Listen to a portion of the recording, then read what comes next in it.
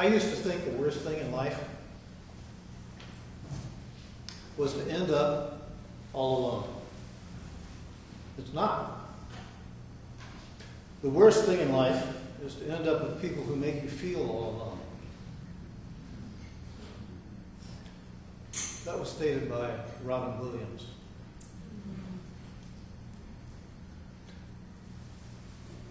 I fortunately grew up as an only child. It afforded me the opportunity to be alone a lot, because not only was I an only child, but in many of the places that we lived, I lived so far out in the Goonies that there was nobody else around. My friends were nature and my dog, and generally speaking, I had a dog as I grew up.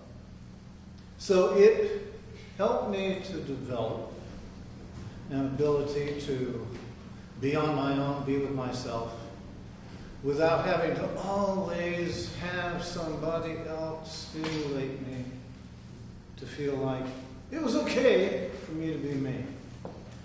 As a matter of fact, living out in the sticks like I did, a lot of the other kids that were around in the area, my neighborhood, so to speak, were jerks.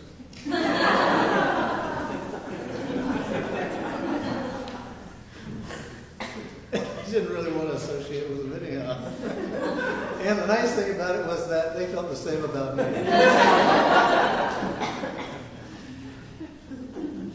Our society, on the other hand, my goodness me, does it just provide us with one distraction right after another. My God, you can't get away from distractions. Last time I was on an airplane, everybody either had their monitor on, watching some screen or something that was going on in front of them, or after it was allowed, they had their iPads or whatever up and running, and they were going through all their stuff, and my God, you see it everywhere. People get run over because they're distracted with playing with their toys, and it's so important to have all these messages. You wonder in yourself, okay, what is it about solitude that is so scary? Now, solitude and isolation, they kind of go hand in hand. In many instances, that's the case.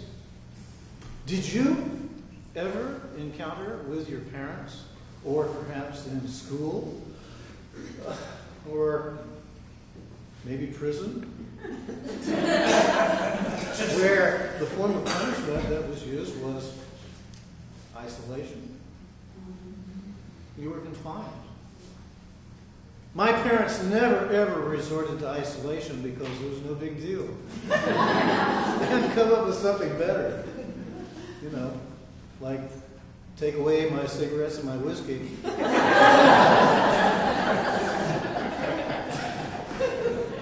Of course, that was before the age of 12.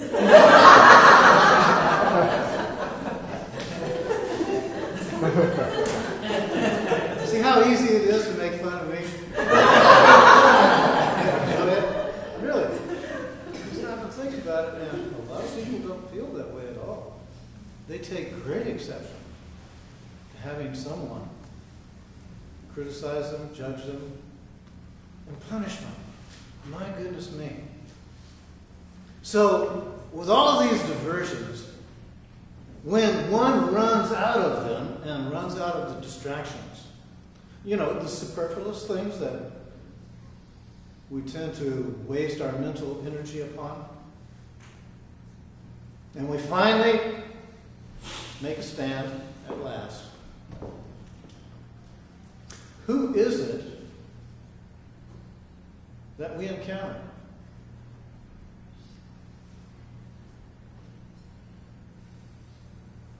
Of course, there are those who go right to the spiritual ultimate and say, well, it's your truer self that you encounter. I don't really think we're afraid of our true self. I think the one that scares the hell out of us, that we've always been afraid of, is facing our ego and all of the things that we, in conjunction with our ego, have created. Imagine now that you go through a whole series of decades of creating an image of yourself that you find is falling apart. It's not serving you. As a matter of fact, it is causing you pain. Because you've been trying to keep up this image that you project and present to others. And it's an image that is not of your higher nature's creation. It's of you and ego's creation. When all these distractions are gone and you are there facing this that you have created, it can be a really intense time. But don't worry about it. You don't have to do it now. You can wait until you die. But you'll still get the same result. And that is, you're going to be confronted with what you created in yourself, with yourself, by yourself, for this lifetime. You can blame it on your parents, and by God, I think we've all done that at least 1,000 times. But maybe not you, but I have, for sure. Only to come to a place of discovery, of seeing, that just doesn't cut it. Because guess what? You still got to live it. You can blame it on somebody else, but you still got to live what you're creating and what you're identifying with. I see so many people in misery and in agony who are in their own self saying, I'm all alone. I don't have anybody. Failing to realize they do have somebody. As a matter of fact, they've got the truest body they could ever find, and that is their higher nature. But most people will still cling to that role with ego, identify with it and say, this is who I am, and I just can't help it because I'm in such misery and I'm suffering so. The two most important days of your life are the day that you're born and the day you find out why. Another one of my favorites said this, and that's Mark Twain.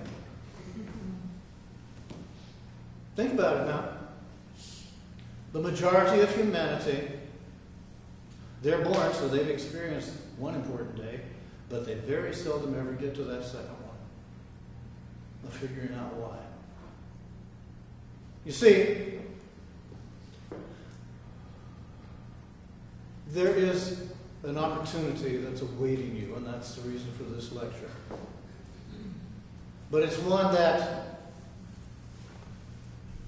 isn't going to be given to you by somebody else, and you're not going to encounter it through somebody else. You're not going to encounter it by going out after this and socializing. You're not going to find your true self by engaging in the 1,001 distractions that are available. You're going to find that when you meet your true self, there's going to be your ally that has been with you all of your days and will continue to be with you no matter how you live it or what you live it.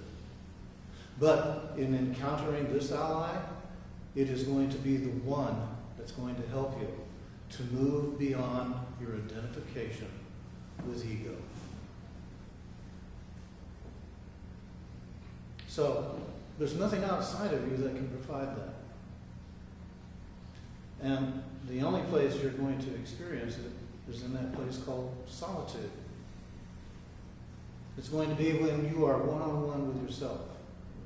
Now, there are people in the world today who look at this as an absolute blessing.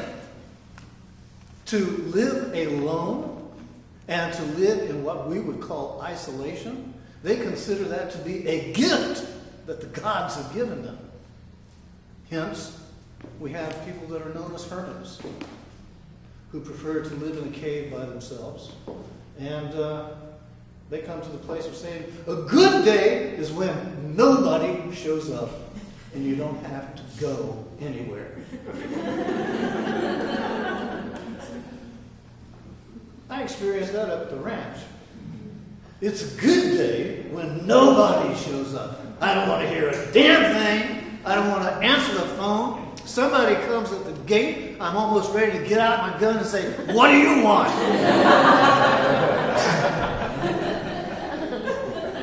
And there's so hermits may have, tuned into something that the rest of us just haven't quite figured out yet. But what is it that we get when we connect one with another? Obviously, there's great value in our societal connections. Otherwise, we wouldn't long for them. We wouldn't enjoy them. We wouldn't look forward to them. But all right already. If you overdo it, then what are you doing? You are avoiding yourself. You're running away. And funny thing is, life will find you no matter where you go. And that's because, you see, we are inseparably connected to life. And life really does have our best interest at heart, even if we are oblivious to that. So, here's the deal. There is freedom in solitude. But sometimes we miss it. I'm just reminded of a funny story. Years ago, Sarah and I and Toby, we decided to go up to Lake Tahoe, and we were going to meet her parents, who were going to come at a later time. We got up there, and we got snowed in. Okay? There was no electricity. There was no heat. There was just us in this cabin. And you've heard of cabin fever? Okay, we started getting cabin fever really, really intensely.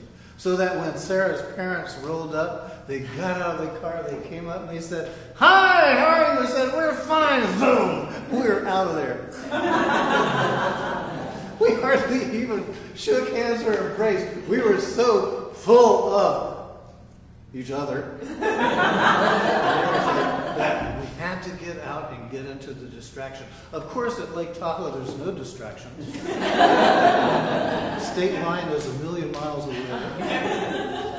So it's kind of like saying, if you really want to see how someone interacts with others, let a family of 4 be isolated for 3 days with no electricity and see what happens. At first, it's great. It's like camping out, right?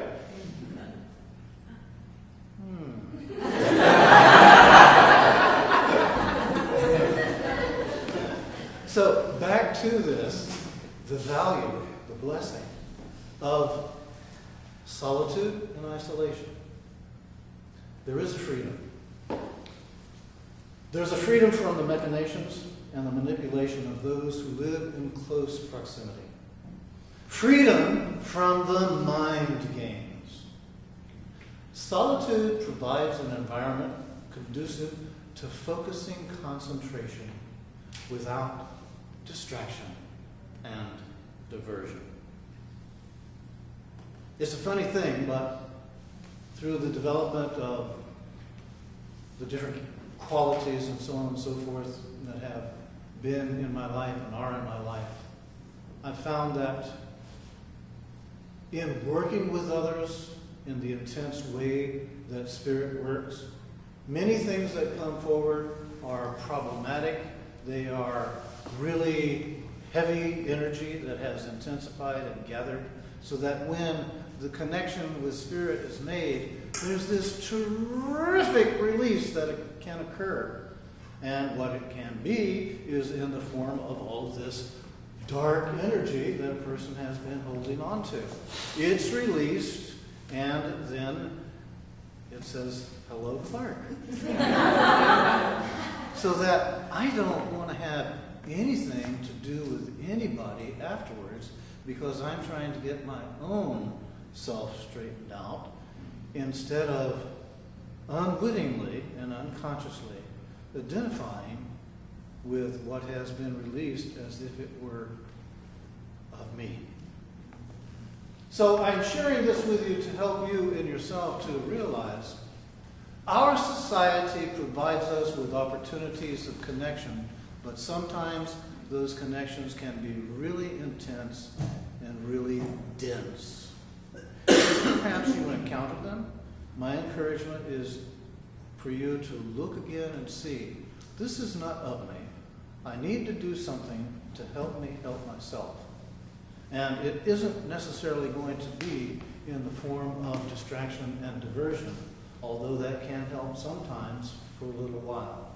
What I am encouraging you to do is to realize you are somebody that is worthy of looking into to see the power that is yours.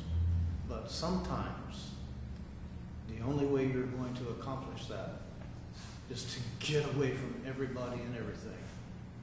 Get into that place of solitude, into that place of isolation, so that you can get through ego's stuff and then find what's left, because what's left is worthy of your discovery. Thank you.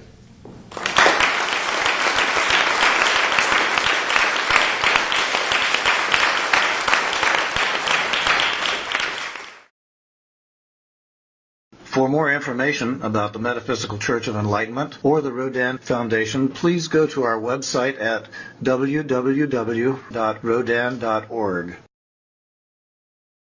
If you have been inspired by the revelations shared in these podcasts, please donate to the Rodin Foundation's ongoing efforts to help others help themselves at www.rodin.org/donate.